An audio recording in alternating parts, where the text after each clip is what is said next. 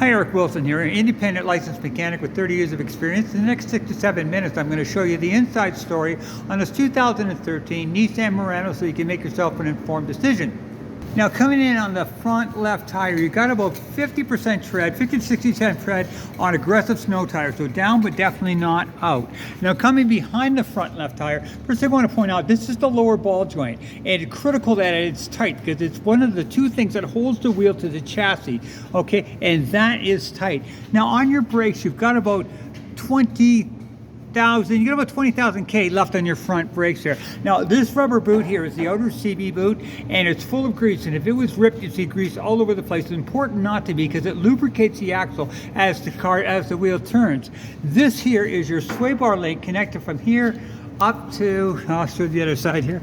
Okay, your sway bar connected on the left from here up to there. The importance of that is that controls the sway. When you go around the corner, it dampens the amount of sway. Now this is your left outer tie rod, most important thing in the whole car, because it's the only thing that holds the left wheel to the steering, and this is tight. So the other thing I want to show you inside. Now this is the inner CB boot on the left side. More importantly, if you look behind there, you see how dry it is? That's a leak point. If it was going to leak, you'd see oil right there, but that is good and dry. Another thing, for another leak point here, bottom of the transmission, good and dry. Another leak point would be right here on the bottom of the motor where the tranny and the motor are bolted together, good and dry. Bottom of the motor here, a little bit of oh no, this is water. Let me have a look here. Bit of an oil leak. Hang on here.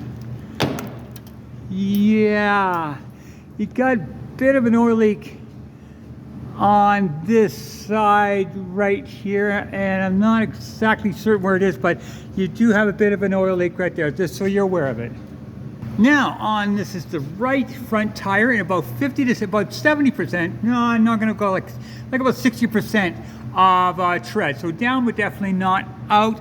And then coming behind the right front tire, this is the right outer CB boot, good and dry, important. The right sway bar link connector from here up to, where is it at there? Oh yeah, there, up to there, connected and doing its job. The right outer tie rod is tight, critical for that. The right lower ball joint is tight. The right inner CB boot right there is good, and it's no rips, and important because it keeps the axle greased. And now the other point that I want to show you here is your brakes, about 20,000 K left, and so brake wise, suspension wise, and so far so good.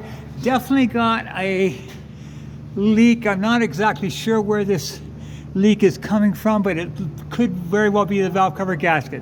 Anyway, that's $200-300 job if it needs to be done.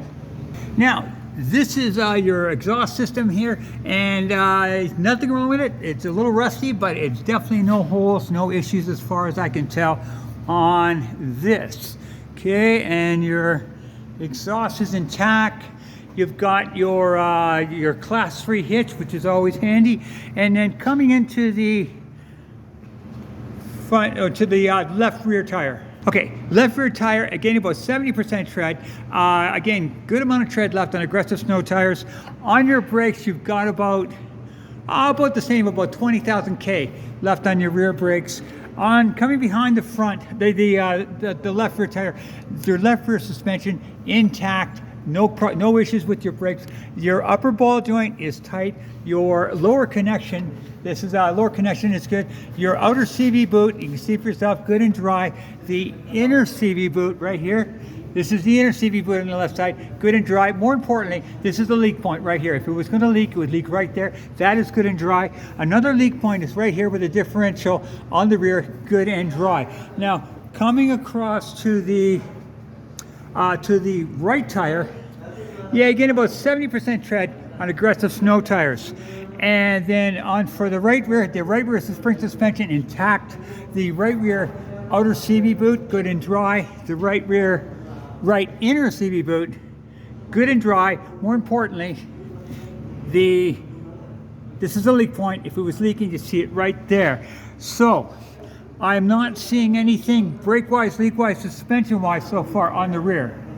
Okay, 182, 284K, and there is no check engine lights other than a low tire light, and that could be 1, 2, 3, or 4 of the wheels. The air pressure sensor could be funky, so, and they're like $80 a piece, and if you need all 4, it's $320. If 3, $240 to 1, anyway, you get the drill. And that's if you want that light to go out. Now, that being said, no cracks in the windshield, and dash looking clean. Okay, and on that dash light there, you have to go to a tire shop that's got the scanner to tell you which one of those tires are needing the sensor. Okay, with the motor running.